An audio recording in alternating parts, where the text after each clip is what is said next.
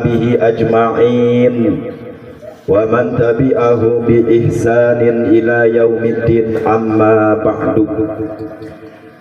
Faqad qala Allah ta'ala fi kitabihil aziz, a'udzu billahi minasy syaithanir rajim. Al-malu wal banun zinatul hayatad dunya wal baqiyatus shalihah khairun 'inda rabbika amala wa khairun thawaba. Wa qala an-nabiy sallallahu alaihi wasallam, adibu auladakum bi thalasin khisalin hubbin nabiyyikum wa ahlul baitihi wa qiraatil Qur'an. Shadaqallahul aliyyul azim wa sadaqa rasuluhun nabiyul habibul karim walhamdulillahi rabbil alamin. Yang sama-sama kita hormati dan kita muliakan sahibul bait, pasangan yang serasi. Alhamdulillah, sambutan aja berdua, alhamdulillah. Ini perlu kita contoh Bapak Ibu sekalian. Ustadz Iwan bersama Ibu Ustazah Siti Nuryani. Kita doakan semoga keluarganya sakinah mawaddah warahmah, terus sampai akhir hayatnya, hidupnya bersama, dan anak-anaknya dijadikan anak soleh dan solehah. Wabil khusus yang pada hari ini dikhitan Ananda Muhammad Faiz Ibrahim, mudah-mudahan dijadikan anak yang soleh. Juga yang saya hormati para asatid wal asatidzah, wabil khusus Ustadz Subhan, Ustadz Heru, dan juga para tokoh agama yang lainnya, juga tentunya para tokoh masyarakat. Bapak RT, ada Pak RT? Pak RT ada nggak ini? Lagi jalan. Oh, lagi jalan ke kamar mandi kan? Lagi OTW pulang. Lagi OTW pulang. Ya mudah-mudahan kalau Pak RT nggak ada, Bu RT ada. Ada. Alhamdulillah. Nah begitu Bu, bagus. Kalau suami kita cari nafkah, minimal Bu RT-nya yang hadir. Amin ya robbal. Bapak RW, ada Pak RW? Ada di rumahnya kali. Dan juga Ibu RW, Bu RW-nya ada. Alhamdulillah. Dan para ustazah yang lainnya yang tadi banyak disebutkan, yang mohon maaf tidak saya tata namanya satu persatu, namun tidak mengurangi rasa takdim dan hormat saya. Teristimewa para tamu undangan, bapak-bapak, ibu-ibu yang hadir dari pagi sampai siang hari ini. Mudah-mudahan hadirnya kita di sini menambahkan keberkahan untuk sahibul bait dan tentunya juga keberkahan untuk kita semua. Amin ya rabbal. Bapak Ibu yang dirahmati Allah, bersyukur kita kepada Allah Subhanahu wa taala karena sampai pada saat ini Allah masih memberikan kita hidup. Amin. Yang penting Bapak Ibu, kita hidup aja dulu, urusan yang lain belakangan, benar nggak? Jangan mikirin nggak punya duit, jangan. Apalagi ibu-ibu jangan mikirin duit, biarin bapak-bapak yang mikirin.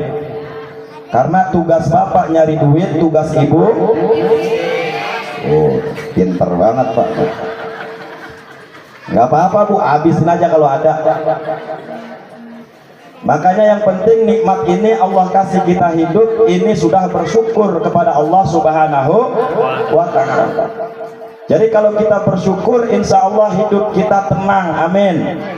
Tapi kalau kita tidak bersyukur, itu nggak akan ada ketenangan dalam diri kita.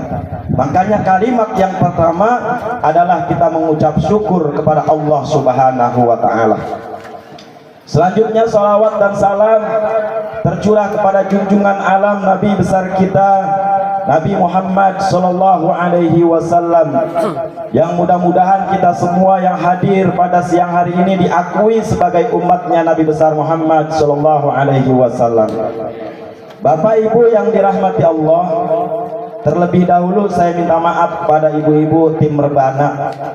Kenapa? Sebab saya minta duluan, nanti ibu-ibu habis saya aja ya. Sebab kadang-kadang ibu-ibu kalau udah tampil Pak suka lupa waktu. Apalagi kalau udah asik main Rebana. Kalau habis saya bebas Bu, mau sampai jam 2 nggak apa-apa kalau ada yang nonton. Karena itu saya juga hari ini ada undangan lagi. Karena ini khusus Pak Iwan dan Ibu Ustazah Nuryani yang undang, jadi saya sempetin harus sampai kemari. Karena kalau saya nggak datang ke tempat Ustazah Siti Nuryani bahaya Bu, besok saya bisa nggak diundang lagi di sini. Bener apa benar? Betul. Amin ya robbal. Makanya saya nggak lama-lama, tenang aja ibu-ibu Rebana, ntar tampil habis ini sambil nunggu guru kita Pak Pri nanti sedang dalam perjalanan. Bapak Ibu yang dirahmati Allah, khitan ini adalah salah satu syariat Islam dan penyempurnaan bagi seorang laki-laki ketika dia menjadi seorang muslim. Turun syariat khitan ini di zaman Nabi Ibrahim alaihissalam. Dan pada usia berapa Nabi Ibrahim alaihissalam mendapatkan daripada syariat khitan? Itu Bapak Ibu perlu ketahui bahwa Nabi Ibrahim mendapat syariat khitan ini di usia 80 tahun. Bayangin Bapak Ibu sekalian, 80 tahun baru Nabi Ibrahim disuruh khitan. 80 tahun Nabi Ibrahim dapat syariat khitan dan beliau laksanakan, walaupun umurnya udah tua 80 tahun tetap dikhitan. Ibu-ibu jangan dibayangin itu khitannya pakai apa Ustaz gitu katanya. Kalau udah 80 tahun kan udah alok. Bener apa bener? Ya mungkin pakai kampak kali Bu. Nah 80 tahun Nabi Ibrahim menerima syariat khitan, tetap dikhitan. Oleh karena itu ketika seorang ingin menjadi muslim laki-laki khususnya, walaupun usianya udah tua tetap harus dikhitan. Karena mengikut kepada millata Ibrahim, ikut kepada sunnah Nabi Ibrahim alaihissalam yang diteruskan oleh baginda Rasulullah sallallahu alaihi wasallam. Karena ada manfaatnya khitan ini Bapak Ibu sekalian. Yang pertama ditinjau dari ilmu kesehatan. Mohon maaf ini agak sedikit porno sedikit ya.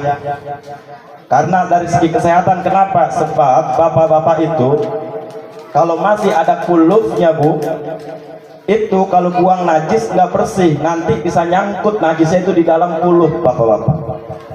Nggak usah dibayangin ibu-ibu, ini cerita aja dikit udah. Ibu-ibu dibayangin lagi. Yang pertama kesehatan, yang kedua adalah kenikmatan, terwabil khusus untuk ibu-ibu. Sekarang ibu-ibu saya tanya nih, makan pisang dikupas dulu apa enggak kira-kira? Enak nggak kalau makan pisang sama kulit-kulitnya? Nggak enak. Begitu juga sama punya suami ibu, kalau nggak dikupas nggak enak Bu. Makanya khitan itu dikupas, dibuang ujungnya sedikit. Sekarang saya tanya, sakitan di khitan apa sakitan ngelahirin Bapak Ibu sekalian? Bu, sakitan di khitan apa lahir? Pak, sakitan di khitan apa lahir Pak? Khitan Bu kata bapak-bapak. Saya setuju dengan bapak-bapak, lebih sakit di khitan daripada lahir. Kenapa? Sebab sampai hari ini kita bapak-bapak dihitan cuma sekali, bener nggak? Sekarang mau nggak Pak Iwan dihitan lagi? Nggak mau, berarti sakit kok. Saya nggak percaya kalau ibu-ibu bilang lahiran lebih sakit dari hitan. Buktinya apa? 2 tahun habis lahirin, besok lahiran lagi baik, berarti nggak sakit.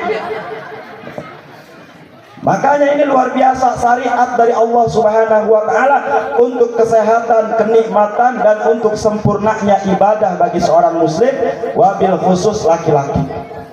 Makanya setelah disempurnakan ini putranya Pak Ustadz Iwan, dikhitan dia, maka sempurna keislamannya di hadapan Allah Subhanahu wa taala. Amin ya rabbal. Selanjutnya Bapak Ibu sekalian, kalau kita telaah lebih jauh lagi, kita ini punya seorang anak. Anak itu adalah harapan dari setiap orang yang berumah tangga. Betul apa betul? Bapak Ibu sekalian, berumah tangga, nikah itu tujuannya adalah pengen punya keturunan. Makanya orang tua pengen punya anak, nggak ada anak pengen punya orang tua. Ada nggak yang gitu? Nggak ada. Orang tua pengen punya anak, tapi anak nggak ada yang pengen punya orang tua. Oleh karena itu, anak ini adalah amanah yang Allah berikan kepada kedua orang tua. Bu, pada diem aja ini. Makanannya masih ada, masukin ke tas bu. Ya biar bersih, maksudnya amin ya robbal. Nah, anak ini karena amanah yang Allah berikan, maka kita sebagai orang tua Islam mengajarkan, maka jaga amanah yang Allah berikan dengan baik sesuai dengan ajaran Nabi besar Muhammad sallallahu alaihi wasallam. Kata Allah Subhanahu wa taala, al-malu wal banun zinatul hayatad dunya. Anak dan harta itu adalah perhiasan kehidupan dunia. Kita kalau nggak punya harta, nggak punya perhiasan, bener apa bener, Bu? Bu, kalau nggak punya emas nggak asik, bener nggak? Makanya Pak, ibu-ibu rajin ngaji bagus, tapi kadang-kadang ada nilai negatifnya juga. Apa? Kadang-kadang ngelihat temennya punya cincin baru, bini kita pengen, Pak. Itu efek negatifnya. Makanya harta itu perhiasan. Ibu-ibu kan resep dengan perhiasan, benar apa benar? Ibu resep nggak sama perhiasan? Seneng nggak kalau suaminya beliin perhiasan, beli cincin emas? Senang? Kalung emas, senang nggak Bu? Makanya perhiasan apa, harta ini perhiasan. Tapi ibu-ibu ingat Bu, jangan kita main tunjuk-tunjukkan perhiasan kita di depan teman-teman kita. Sebab pernah Pak ada kejadian, saya acara di satu kampung, itu ustazah sambutan, Bu RW sambutan, Bu Lurah sambutan, Bu RT sambutan. Cuma saya melihat di situ, ya Allah, itu ibu-ibu pamer-pamer perhiasan. Pertama sambutan Bu Lurah, ada nggak Bu Lurah ini? Datang nggak? Ada. Di mana Bu Lurah? Di rumah. Pojokan. Ada di pojokan. Pojokan. Alhamdulillah. Insya Allah itu Bu Lurah kita, Bu Lurah sampai hari kiamat. Amin. Jadi kalau belum kiamat biarin aja dia jadi Bu Lurah udah. Nah makanya itu ada satu kampung sambutan semua tuh pejabat-pejabat. Pertama Bu Lurah. Kalau Lurah kan duitnya rada banyak ya Bu. Perhiasannya juga rada banyak. Beda sama Lurah Tajur Halang, orangnya sederhana. Amin. Bu Lurah kita mah dia mah jarang dia memakai perhiasan. Emang apa? Emang nggak punya? Karena banyak pikirin rakyat kata dia. Amin ya robbal. Nah makanya kalau Ibu Lurah biasanya rada kayaan, begitu sambutan Bu Lurah Bu, Masya Allah, itu pakai jilbab, masukin ke dalam baju, kalungannya dikeluarin, gede itu kalungan kayak rantai emas 24 karat sebanyak 25 gram, gede nggak tuh Bu? Itu Bu Lurah sambutan. Yang kedua, gelang juga ada dia emas, cincin ada, itu Bu Lurah sambutan. Bukan Lurah kita, bukan Lurah Solo perempuan kosong. Itu Bu Lurah sambutan pertama, ya assalamualaikum. Itu kudungannya didandanin dulu. Kenapa? Biar orang lihat kalungannya gede. Yang kedua, tangannya Bu ditarik. Ibu-ibu yang saya hormati, begitu. Baru begini, kita alhamdulillah hari ini kita acara maulid. Itu tangannya begini-begini aja Bu, biar cincinnya dilihat, cincinnya 5 jari keisi. Silakan Pak, silakan. Pak. Itu Bu Lurah sambutan luar biasa. Lama lagi biar perhiasannya dilihat. Habis Bu Lurah Bu RW udah mikirin, waduh Bu Lurah udah majang kalung nih sama cincin. Saya majang apa nih? Bu RW mendingan rada punyaan dikit. Amin ya robbal. Akhirnya Bu RW itu sambutan juga nggak mau kalah dia. Dia punya gelang sama cincinnya cuma 3 jari. Kalau Bu Lurah tadi 5 jari pakai cincin. Dia 3 jari. Dia nggak kalah sambutan, dia pamer lagi tangannya, mengkilat emasnya luar biasa. Bu RW selesai sambutan, Bu RT mikirin. Waduh, Bu Lurah udah sambutan, emasnya kelihatan. Bu RW udah sambutan, cincinnya kelihatan.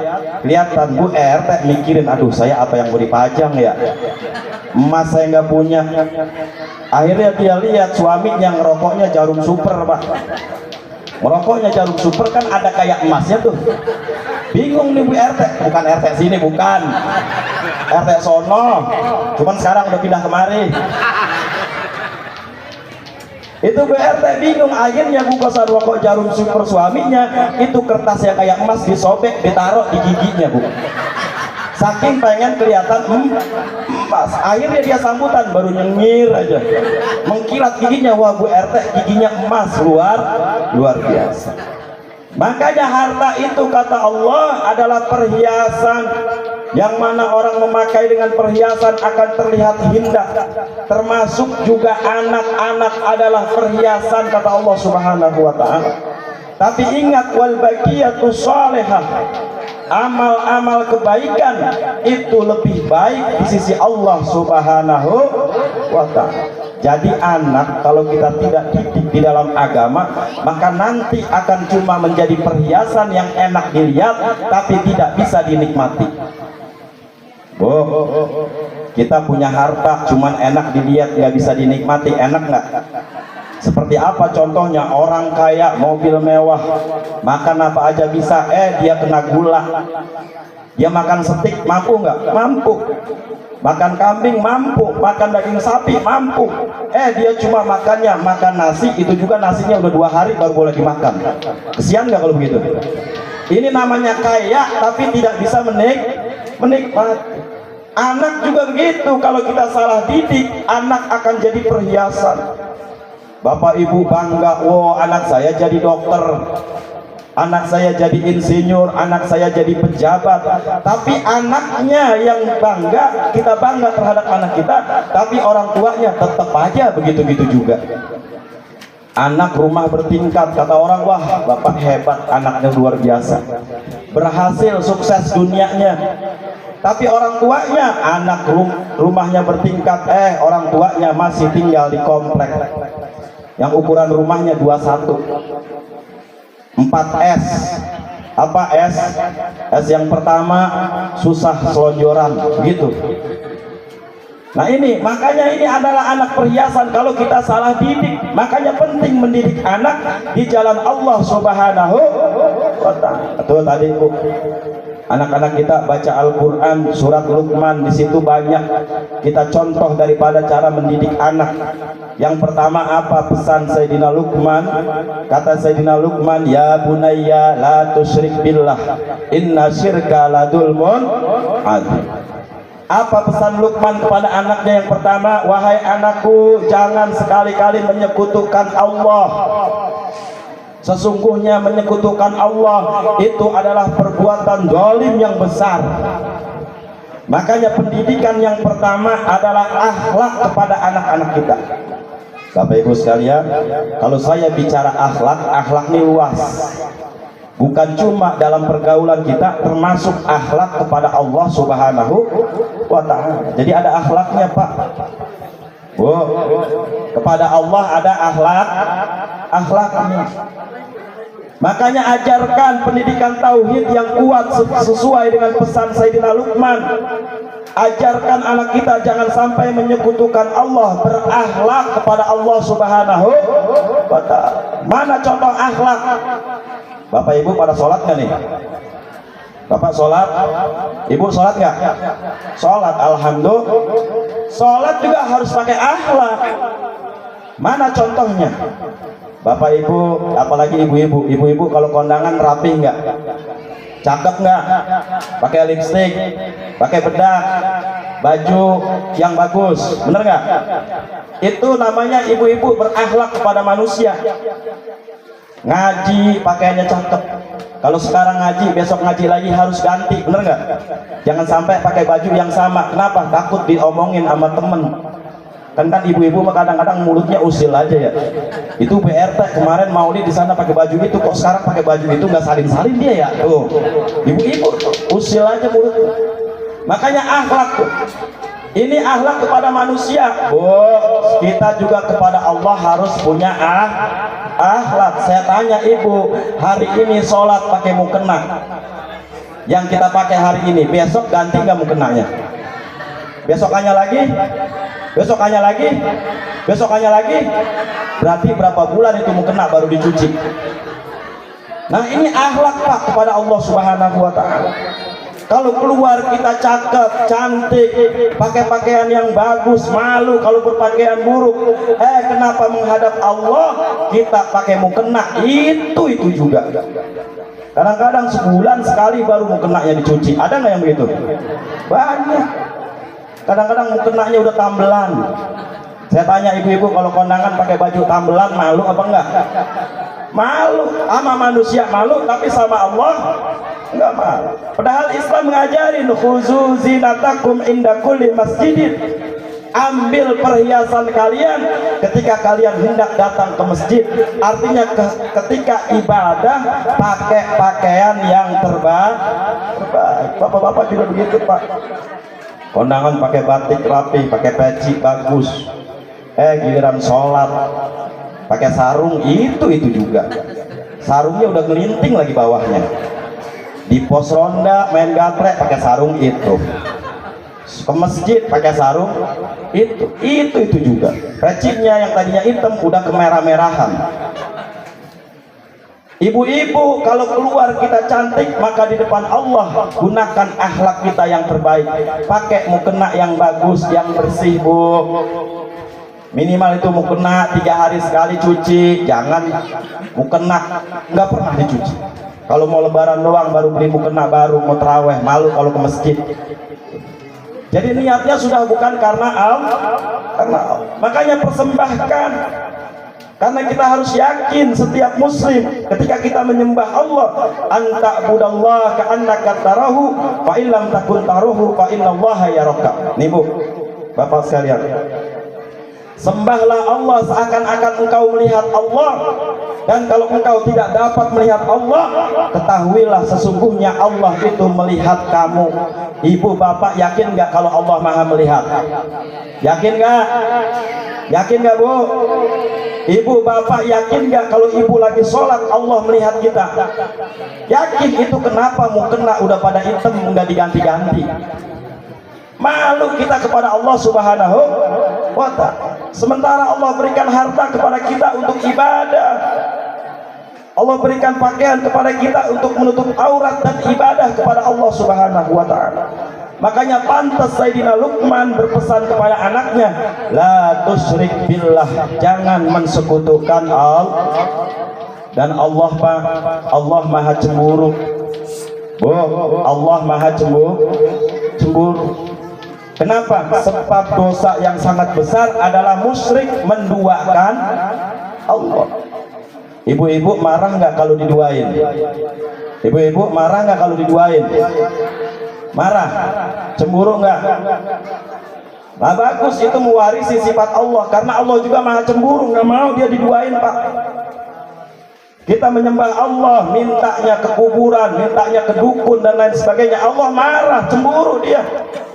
Kalau minta sama Allah, kalau berdoa sama Allah Subhanahu wa Ta'ala. Jangan Bu, kalau kita rajin ngaji udah minta sama Allah. Karena kita yakin Allah maha pengasih, Allah maha kaya, Allah maha bisa segalanya. Dan Allah maha cemburu. Makanya ibu-ibu kalau cemburu bagus, kita aja sakit kalau diduain, bener nggak? Apalagi Allah cemburu ngelihat kita musyrik. Makanya Sayyidina Luqman pesan sama anaknya, jangan menduakan Allah. Karena syirik itu adalah kezaliman yang besar dan dosa yang tidak akan diampuni kecuali taubatan nasuha. Makanya jangan sekali-kali menduakan Allah Bapak Ibu sekalian. Ya Bu, zaman sekarang menduakan Allah Pak bukan hanya dengan dukun, bukan hanya dengan pohon-pohon yang besar, benda-benda keramat, tapi zaman sekarang menduakan Allah termasuk kita menduakan Allah dengan media-media teknologi yang kita miliki, termasuk dengan HP. Ibu-ibu udah azan Isya, TV lagi tanggung sinetron, kira-kira ditinggal apa ntar dulu? Hah? Hati-hati Bu. Kita Pak udah azan Isya, bola belum selesai, kita kira terusin bola dulu Isya, ntar aja Isya masih panjang, begitu. Tuh kita tuh. HP terkadang sekarang Bu jadi penghalang ibadah, bener nggak? Punya handphone sibuk terus chatting, WA, Facebook, Instagram, terus apa lagi tuh? Banyak segala macam membuat kita sibuk, kita lupa kepada Allah Subhanahu wa Ta'ala. Maka HP yang membawa kita lalai, HP tersebut harus kita musnahkan, karena itu membawa kelalaian buat kita semua. Juga berapa banyak orang ribut rumah tangganya gara-gara HP, benar apa benar? Berapa banyak bapak-bapak yang HP-nya takut ditinggal di rumah, bener Bu? Sampai-sampai dia ke kamar mandi aja Pak, HP-nya dibawa tuh bapak-bapak. Kalau ibu udah mulai punya suami yang begitu, harus curiga. Ada apa nih, mau ke toilet kok HP dibawa-bawa, nggak mau ditinggal? Udah gitu kodenya banyak banget lagi. Buka pakai kode, buka WA pakai kode, buka Instagram pakai kode. Ibu-ibu harus curiga. Sama ibu-ibu juga begitu. Makanya zaman sekarang nih musyriknya udah canggih. Kita musyrik menduakan Allah dengan teknologi yang kita miliki karena kurangnya keimanan kita. Bu, makanya pesan Sayyidina Luqman, la tusyrik billah, buat anak-anak kita. Tanamkan pendidikan kepada mereka.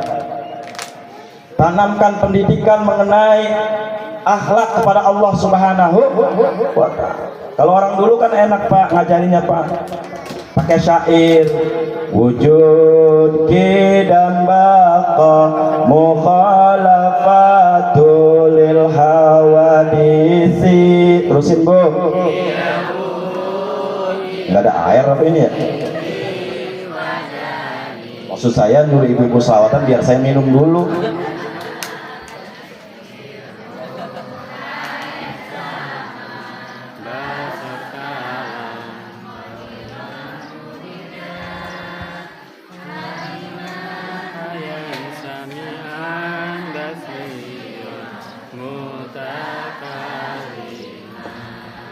Nah ini cara kita ngajarin anak, pakai syair, biar anak-anak lebih paham terhadap akidah yang kuat.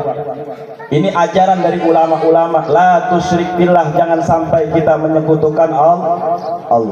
Boleh kau berbohong kepada kami, kata orang tua nih begini, tapi ingat Allah itu maha tahu, Allah maha melihat, Allah tidak bisa dibohong. Akidah yang kuat. Yang kedua, ajaran Sayyidina Luqman, aniskurli wali walidayya, bersyukurlah kepadaku dan kepada kedua orang tua. Berterima kasih kepada Allah dan kedua orang tua, karena ridho Allah tergantung ridho ibu dan bapak, terutama bapak ibu. Kenapa? Ibu-ibu ini berperan paling dekat di rumah tangga dan paling dekat sama anak. Karena tadi bapak-bapak tugasnya nyari duit, ibu bukan ngabisin duit. Ibu maksudnya didik anak di rumah, ngabisin duit mulu. Nah tugas bapak di luar mencari nafkah, ibu harus mendidik anak dengan benar.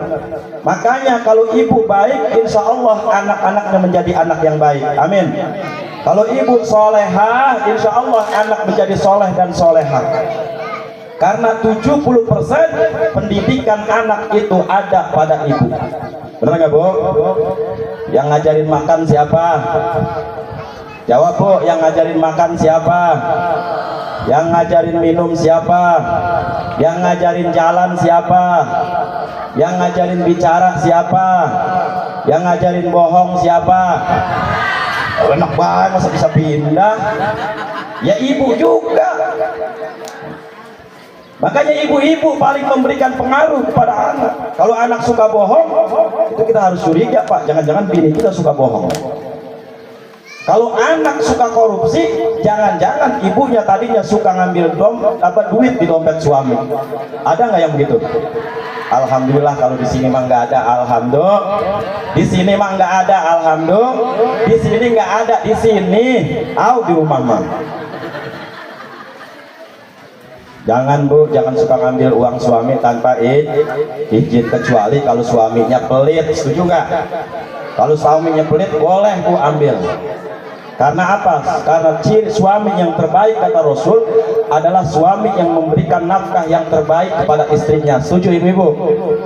Kalau bapak senang melihat wanita-wanita cantik di luar, maka bapak harus memberikan kosmetik kepada ibu-ibu di rumah agar istri kita juga terlihat cantik. Ini ada suami kadang-kadang bu kebangetan, kata suami kita, mah dandan dong mah yang cantik. Emang kenapa pak? Itu di luar itu perempuan cantik-cantik. Suami nyuruh dandan nggak pernah beliin kosmetik. Ada nggak yang begitu? Suami siapa? Lagi mau aja masih bu. Makanya ibu tadi tugas tuh paling besar di rumah, mendidik, menjadikan anak kita karakter anak kita. Makanya jangan sampai salah dalam mendidik anak. Ibu harus bisa memberikan contoh.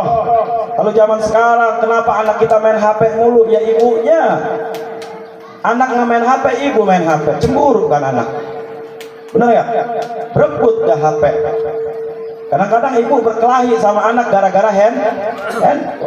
Pusing anak saya main game mulu, sama ibunya juga chattingan mulu.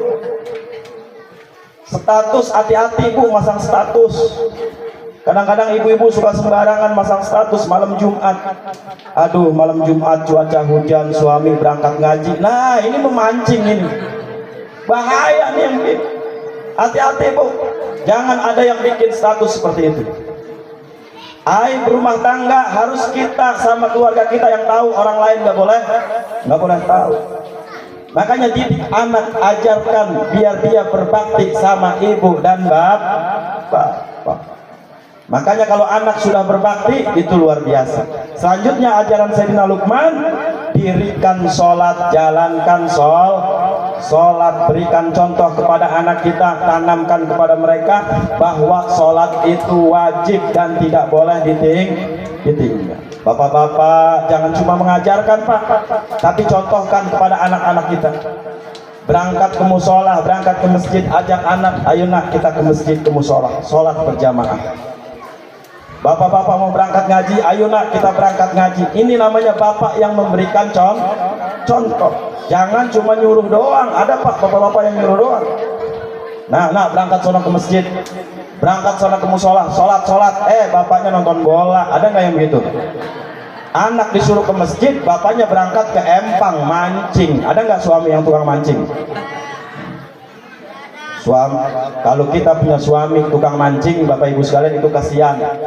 Kenapa? Sebab orang mancing itu nggak maju-maju. Bener apa enggak? Makanya kalau ibu punya suami mancing, omelin. Kenapa?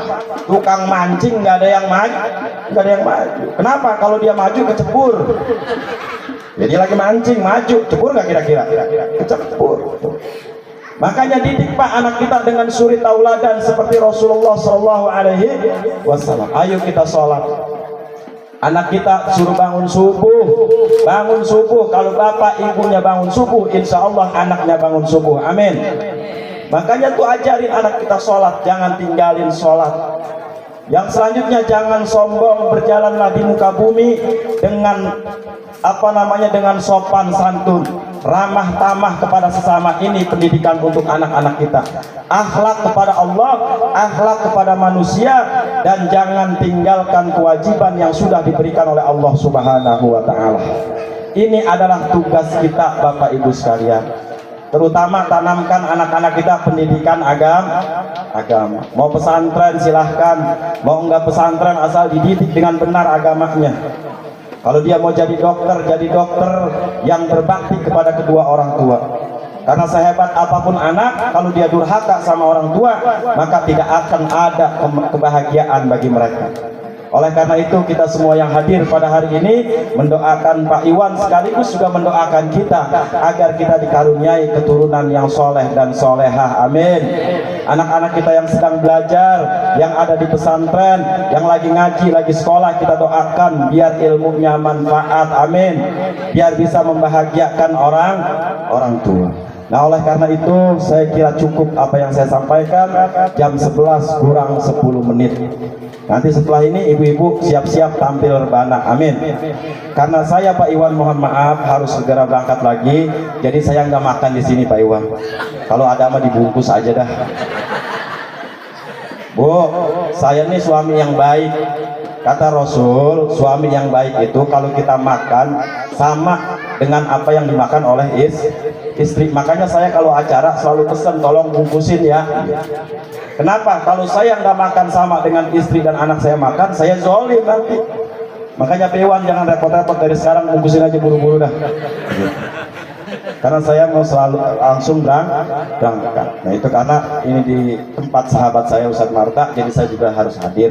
Alhamdulillah guru kita sudah sampai, Ustadz Priyatno, mudah-mudahan nanti beliau juga bisa melanjutkan. Itu saja yang dapat saya sampaikan. Kurang dan lebihnya mohon maaf. Wallahul muwaffiq ila aqwamit thoriq. Wassalamualaikum warahmatullahi wabarakatuh.